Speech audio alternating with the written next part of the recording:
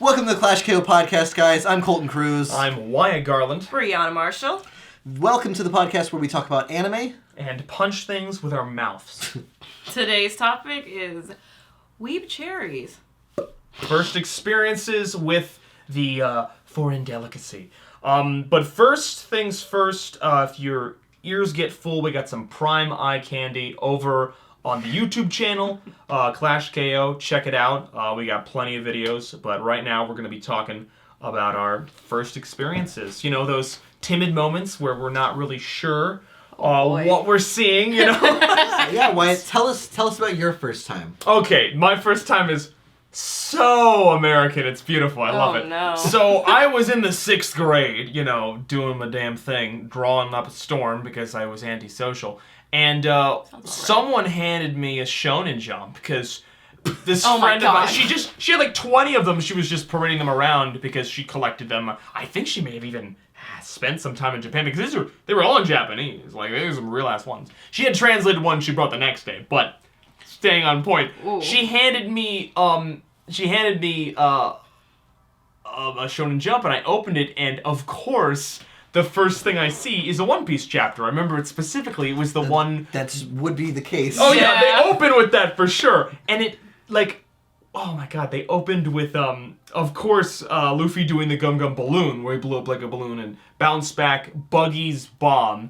So, you know, a lot of beats. But the point is, I completely unaware read it forward like trash. Like, I literally just like American comic did, and I'm like, okay, but the words were the English wasn't there, so I think that's really stupid. Oh yeah, no, kind of fair. No, and I was just like completely confused. I got it, and I remember being like, this art is amazing, but there is no readability. Like, I was like really like, wow, no, this is garbage, and then I just, you know, flipped it around, and I'm like, oh, you read backwards. Oh, media can be enjoyed in which many I love ways. the idea that like your first like conception of that, like they just do that because like there's no reason. It's just like, oh, that's weird for them to have chosen to do that. I certainly aren't doing anything wrong. But yeah, then I proceeded to connect the chapters of One Piece that she then brought, and she did have some Shonen Jump in English as well. She was just sort of like trophy casing the Japanese one, I'm sure. Like, look at this super foreign comic book. So yeah, I read like sort of. I mean, they were older. They had to have been old if they were still in the Buggy arc. These were some. Yeah, they were worn. They were some old ones. So yeah, I read the early One Piece, and that strong line work, like it just hooked the way my eyes. That was it. Endorphin dump right up here in the old noggin. I was like, this is clean. This is exciting. I proceeded to eventually reach a point where I found out that you could read manga online. Oh, God. And the floodgates, they did not open, they exploded. I famously say this, I read at least... So I got to Water 7, and I started at the beginning. Oh. I read that in a day. Oh. It was probably like 12 hours. Like, I was young, so I didn't have anything to really do. You were in the black hole phase of like absorbing. That was the big bang for me. That was like crazy. So yeah, I just shotgunned like a crazy person as much as I could possibly get my mind on. And yeah, I've actually sat down and reread One Piece at this point. I haven't, you know, like, that is not the only thing. But yeah, I understood it so excitedly that way. I'm like, oh my god, it's so simple and kinetic that if you read it really quickly, if you speed read it, I was always a big speed reader. They used to give me the Harry Potter book first because I'd read it before everyone else. They're like, Wyatt can read it in like half a day and then we'll read it because my eyes move fast. But I watched it so fast that I read it so fast. I say watch because it felt like an animation, and that was the strength of it. It was, manga is so digestible and so like just kinetic that it's a trip to read a ton of it. If you want to binge any content, manga is the way to do it. It's just click, instant satisfaction. Oh yeah. Ooh, it just electricity. Anyway, that was my explosive first time. What was the first time for you as far as reading the old black and white paper. Manga. God, the way you put it sounds so like exciting for me. Well, I write comic books. I mean, it was a little bit disappointing for me because so I was about like 7, 8, 9. I was going to the bookstore with my mom, Barnes and Noble, or some bookstore, and I noticed this like kind of cartoon looking section, and I was just like, this is kind of cool. And then I came across this one book. Because I was already, like, huge with, like, Cartoon Network cartoons, like Johnny Bravo, Powerpuff Girls. And this one I came across, it was, like, Sailor Moon, Mermaid mix, Mermaid Melody, Pitchy Pitchy Pitch. And it had the exact same color schemes of the Powerpuff Girls, pink, green, and blue. And I was just like, oh, this is cool. And so I sat down and I opened the book. And I was just so disappointed because it was black and white. And I'm just like, who reads this? Oh, right. Entitled Americans. Well, how dare they not color this? And not only that, is this for children? And not only that, it was the other way, so I was reading it backwards, and I'm just like, this is stupid. Like, who reads this?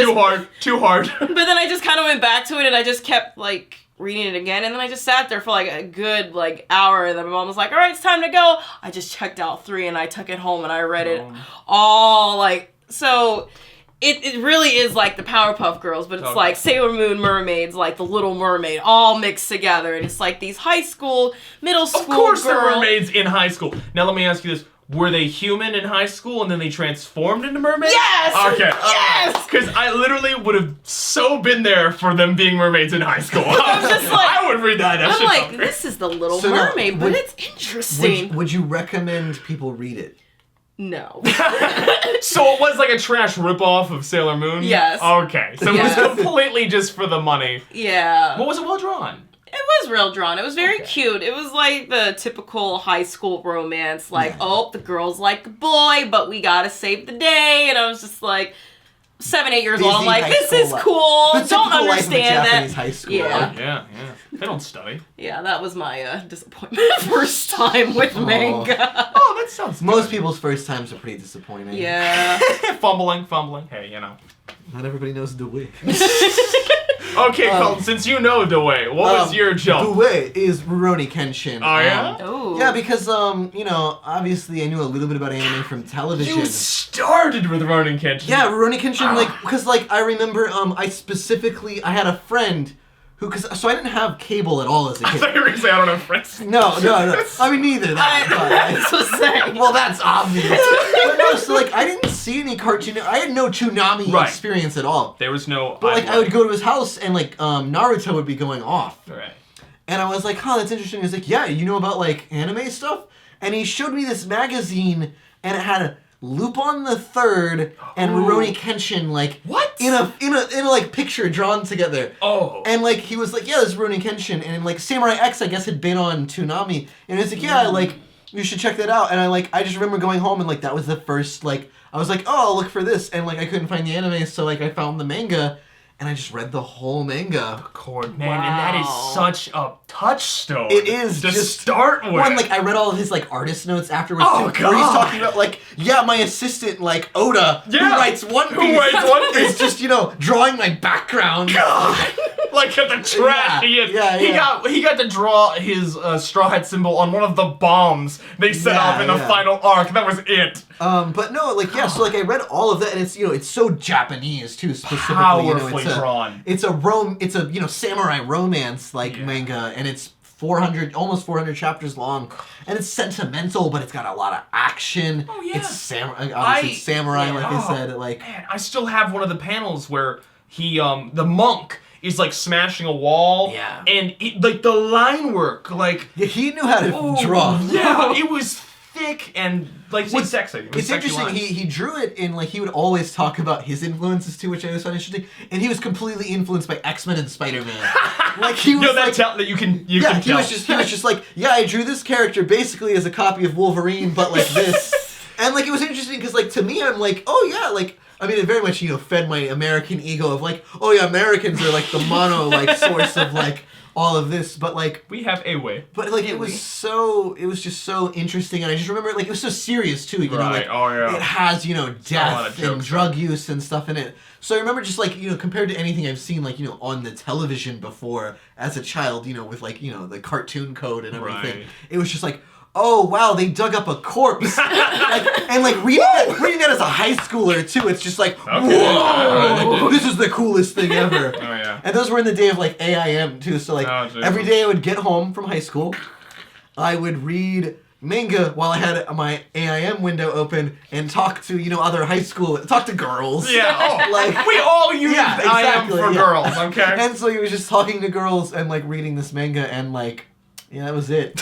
Dude, that's the main line. That's pretty good. No, it has set me. It provided me with a good palette, I think, for anime and manga in general, for sure. Oh yeah. Obviously, like once I blew through the cartoons of Naruto and stuff, I ended up picking up the manga for them and like burning through them. But the thing is, like with those, like they weren't complete, and so I think that's why Maroney Kenshin for me like clicked. Always has like this special place because it's like no, it was finished and I read it from start to finish the entire story. As my like first chunk. No, I hear that. I finished my first time is what I'm saying. Oh, okay, there we go.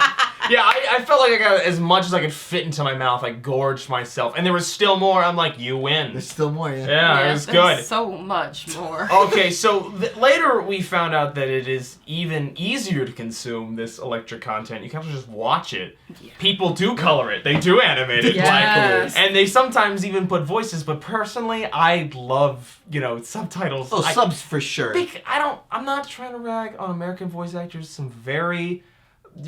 powerful and prevalent ones. They do a good job, but it's like you gotta hear the original. Like, well, they have more impact in their voice. Yeah. They take it a little seriously. For me too, I think part of the appeal of manga and anime too is it is foreign. Oh yeah. And like when American voice acting, it's just a little bit of like, ooh, this is not as far removed from my cultural like sensibilities as I prefer. Yeah, like, you want something that's I want it to be different. Spicy. Yeah. That's Also, I think again, 90% of the time superior quality. Like they know what they're doing. They've been doing it for a while. Yeah. So my first anime, as far as the thing that I actually saw that I processed as anime, that I'm like, oh, this. I mean, I saw Pokemon and a couple other ones. Yeah, I remember seeing like Digimon and stuff, and I just didn't watch enough of it for me to really click in like, oh, this is Japanese. Like, so for me, I thought Pokemon was American. I was like, I'm not gonna lie, but it was definitely FMA that just. Whoo! Oh. I must have been 12 because I remember one of my brother's friends made a joke about, oh, can Wyatt even watch this? Because they flashed up the TV 14 sign. Uh-oh. That was me all the time. Oh, yeah, no. Okay, so my family, they're like, oh, Bree, you can't watch this. And I'm like, I can't too, watch it, leave me alone. I was an unsupervised child. My parents didn't give a shit. Good. Let them run red. But yeah, that's the idea. I didn't leave. I stood my ground. And I saw boobs. So I'm happy like it worked out. No, that was the thing. It was the episode, it was a complete filler episode. It's not in the manga. It's the one where they introduce, ironically enough, the invented final villain of the first FMA. The girl, I even forget her name, but she was the one who was actually stockpiling souls in Hohenheim, and for whatever reason she was in this town, and then there's this sexy like Catwoman-esque thief that actually has a heart of gold, and Ed has to like use alchemy to figure out the weird politics of this town, but it was so microcosm, like. That was it, the whole episode. Such a good structured story. Oh yeah, in and out. And the fact that it even had a character that they used later, they did that episode on purpose is what I'm saying. Like, they planted stuff in it, and they still had cool... I don't think Ed even did that much magic. He did some stuff, but... He pulled some lightning out of his hands, and he had a metal hand. I'm like, and he's got a red jacket? What? This guy is so cool, and he's so angry. I didn't like he was short. I was like, I don't relate to this. But, like, it was... Long hair. Fun. There you go. It was fun. And after that, I stayed up really late and would watch... Because they did FMA... But they only put it on at like 2 or 3. They had to do Bleach and Naruto first. Just, hierarchy. But no, I really, really exploded on this one. And then afterwards, I ended up reading the manga, which is completely different after a certain point. And that's when I learned that, manga artists get deals to get animations, and sometimes their manga isn't finished, and I sort of started to develop this intrigue about this ego, really, of, you can draw something that's kind of like not good, and then other people make it good. It evolves. Because my understanding of American animation was just it was made for that. Like, it was a TV show. The only thing that had source material, my FMA really hit me up in source material. I, to this day, still have some art books I bought, and I remember my art teacher making fun of them, being like, "Oh, what a childish, drawing." And I'm like, "Hey, well, then you draw it." Get out of here. First off, you do not know their way. You do not understand. Yeah. But no. Spit on the fake queen. I wanted to. But, he did that A in that art class for whatever reason. Anyway, that was my first anime. What would you say your first moving pictures that was Japanese? God, after my first failed attempt with a false start manga, there. I kind of went back to cartoons, and I was just like, good old Cartoon Network, Nickelodeon. But then it was either Fox or something, 4Kids TV. It was an early special on Saturday mornings, and I remember seeing this cute little round face, yellow hair boy, Zatch Bell. Oh. And I was surprised. You started with that, dog. I did. So I love things that are cute, and I just fell in love instantly. I was He's a baby. He's a baby, and he's naked in the first episode. I mean, literally, I was a baby. When I first started watching, at first I didn't think this was anime. I was like, this is on regular TV. This is American, right? But then he started shooting lasers from his mouth, and I'm like, this is not regular. I like this, and I just feel compared to what I used to watch on Cartoon Network, I didn't really feel for the characters. So when he finished fighting a villain, he would feel so victorious, and I felt like, you good job, buddy, you did it. When he cries, I start crying. Yeah, so that was a character moment, not a plot moment. Yeah, so it was the first time I really felt for the characters, and I was just like, oh, I like this more. And then throughout more with 4Kids, that's when I was introduced with Pokemon, Yu-Gi-Oh, Digimon. Right, and then you started to see the similarities. Yeah, and I was like, okay, this is completely different, kind of categorized. I like that. This is better. Shoo it away. But then later on at the night, I was a lucky little girl, so I had my own TV in my room. So I was a little rebel. My parents were asleep. I would stay up super late watching TV. And then I was introduced to Toonami, and I was like, this is where real shit happens. Oh, yeah. So that's when I was introduced to some of the best stuff that we know today. That's when the classics. That's when I looked in, and I was and looked at the manga, and I was like, oh, this is what it is. Much better than the first attempt that I had. And so, that's where it all started for me at, age 8, 9, and 10. Nice. Around that time. God, that was early. We're not as lucky. Honestly. No, one of the things with Zatch Bell you were saying, I'll say it because it's my favorite ever, is the fact that he eats the fish. That was for me, because it's in the first episode. He's so small, and he just... and I'm just like, this isn't normal. This, what is the this? Sharp tooth. All it takes, guys. Yeah, and they said demon children, and I'm like, I am hooked, I am game. And the reason that Zatch Bell is so great is because he's a baby, and he's growing really quickly, and you get to see every single moment of growth. You get to see his little first steps. So as a character, okay, I'm done. It's you feel for the characters. Yeah. The first time, I was like, this is completely different than what you normally watch. You don't feel for SpongeBob. Right. You laugh with SpongeBob. Yes. But it's always with... You feel with Squidward. Well, you relate to Squidward when you get older. Squidward, yeah. Oh, man. Anyway, so, what was your first thing that you saw that moved? So, I mean, obviously, I'd seen Pokemon. I love Digimon, but, even seeing them in Japan, I never, made the connection that it was, something different. Okay. My first thing that I was the first thing that I saw and I was like, oh, I know this is different and I need more of whatever is similar to this was Shaman King. Oh. And I didn't have Toonami or anything. You did like that one. So I saw the last episode of Shaman King because I didn't watch Saturday morning cartoons really either. I did something on Saturdays or something.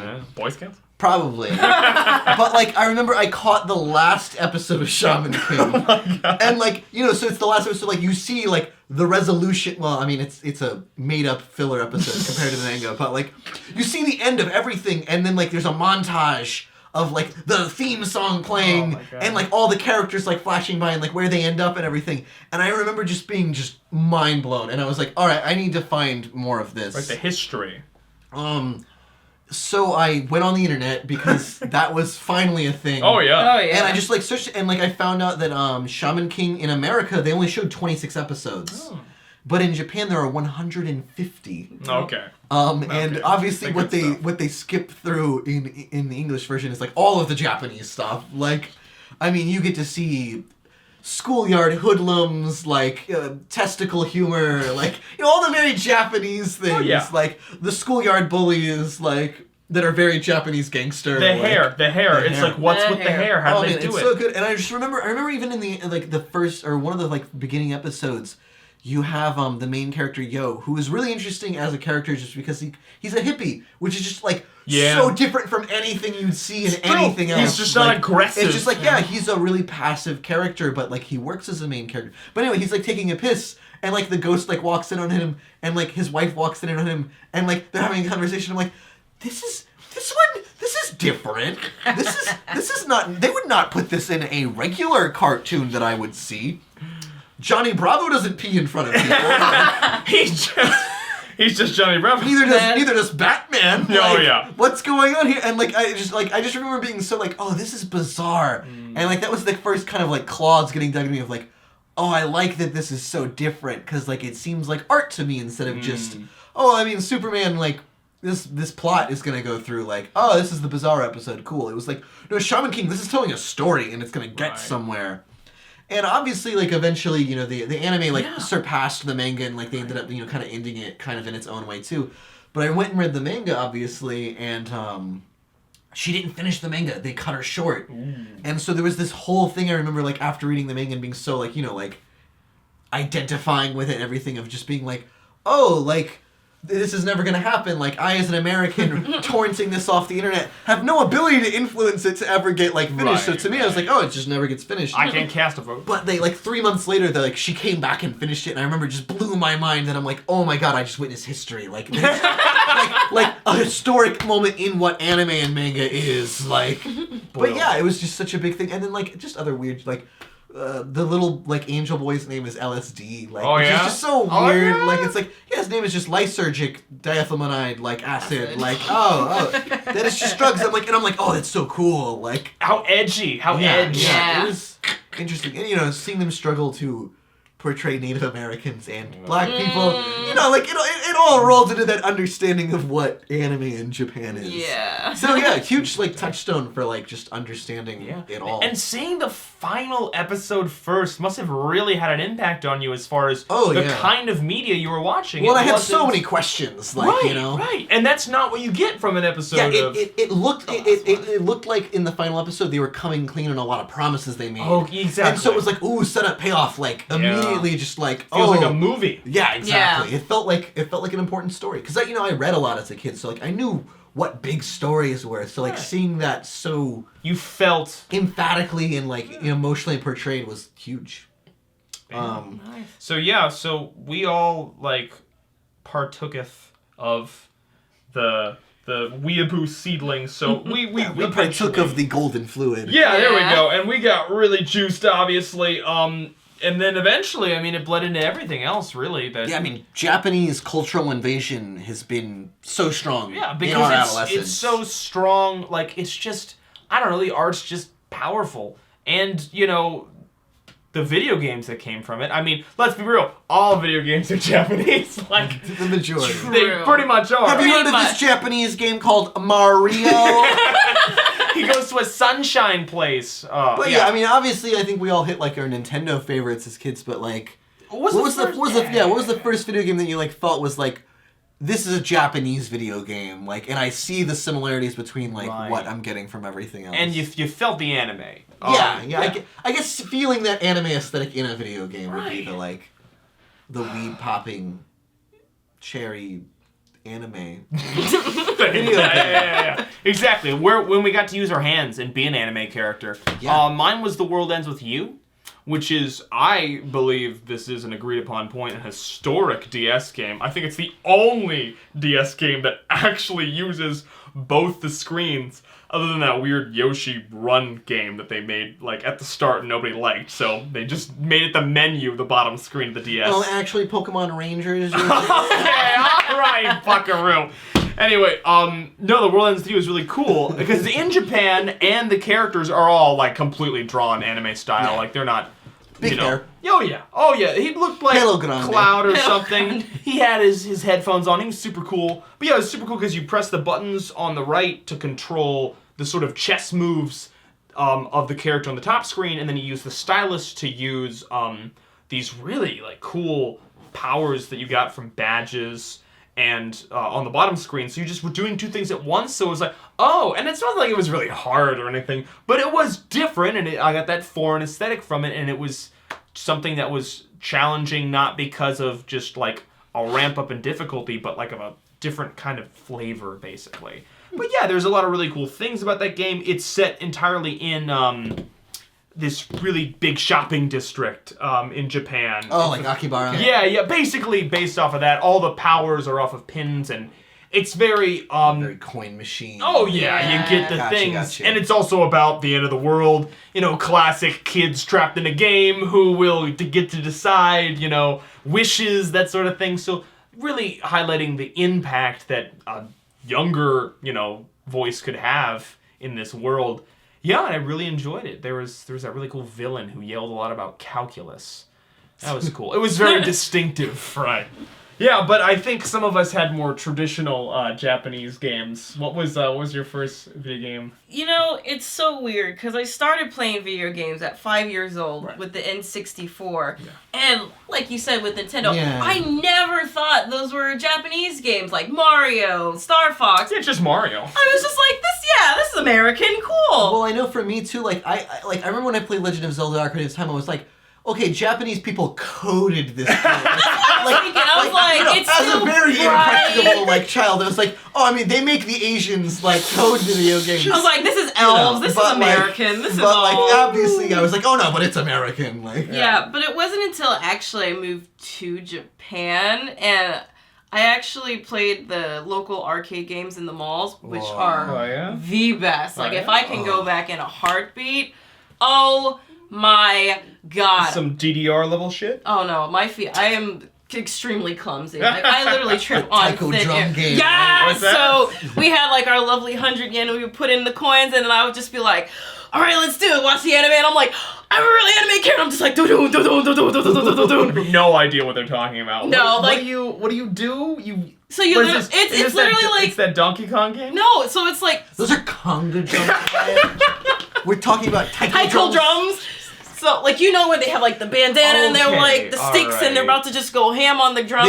They have three, apostrophes, in a circle. Yes. Right, okay. And then, the, little, drum, icons, chibis are, just saying, Didimashita! I'm just like, what's the goal of the game, though? You're just playing... It's literally DDR, but, with sticks. Oh, it's hand DDR. I would have loved that. It was so much fun. You get to hit things with sticks. Oh, come on, Every child's dream! Oh, it was so much fun. I was just like, yes! Violent outbursts. And then I finally got, Kingdom Hearts and then, Final Fantasy, Crisis Core, and I was just like, oh, everything I know is a lie. Well, you had that good stuff. You had that Sony, man. Yeah, I had Sony, I had Nintendo, I had all the good goods. Well, I had Nintendo, but I remember being ridiculed for not being able to pick up a Sony controller. I was like, what is going on here? I literally thought Pokemon.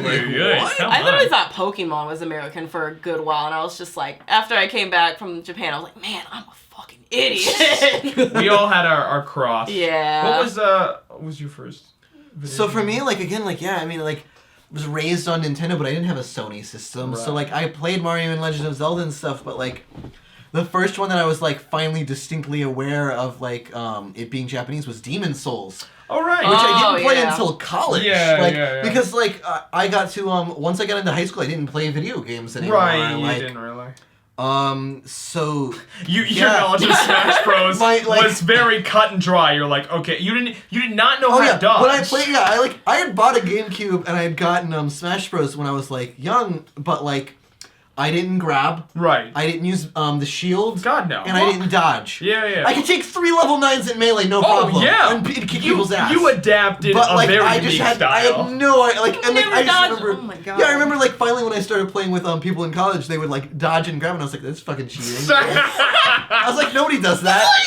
And I would still fine. You were still fine. Like, I had grown. As long as you don't play with items, you're good. Oh, yeah. No items. No items. But anyway, like, no, so, like, I had a roommate in college who had video games, and so, like, that was my first thing. And he had one called Demon Souls that, like, he had only played a little bit of. You and him were playing Dark Souls. Yeah, we're playing Dark Souls. And he had bought Demon Souls, but, like, it's a little bit harder and older, and, like, so, like, I was like, I'll play that while you guys play Demon Souls. He was a connoisseur, so he was probably aware of, like, this is the prototype game. Let me play the real one. So, like, I just played Demon Souls, and, like, playing it, and, like, you know, I already was into manga and anime, and so at this time I was like, oh, no, the way they portray horror and, like, tasks in this game is distinctly Japanese. Oh, absolutely. Like, the kind of choices that you just are like, oh, well, there was no way for me to redo that, or, like, cover that mistake the way it was just brutally, like, oh, you didn't hear that character yelling, which you could only hear if you had the volume turned up, which I couldn't have because I was playing in the living room of my apartment with roommates. Like,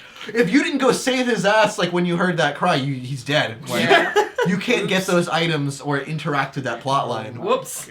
But, like, in the way it was just so brutal, and, like, the horror, again, like, tentacled monsters pick you up and stab you, and they're, like, you know, female bosses that have the distinct, like, kabuki laugh, like, which is just so, exactly, I love to death, like, we've all had our tie-ins with tentacles. Yeah. Oh yeah. Oh yeah. And it's so funny because we started so early and we were so indoctrinated and we became excited about anything that was anime because, like you were saying, it's that foreign taste. But the problem is if you don't develop that taste. Like I was saying, like you were there in the right time. You said like what 13 to 16. 13 to 16. That's when I was there. Those are the years that really build. You have the most time to shape your mind. Right. It's that perfect balance of like I have the ability to self-teach, and I also have an incredible thirst for like your brain is still growing. There's a hole in it. It's beautiful. But it's weird because I remember when I was over there, and I would see like these like 4 or 5 year old like, little boys, little girls just going in the stores, and they're just reading like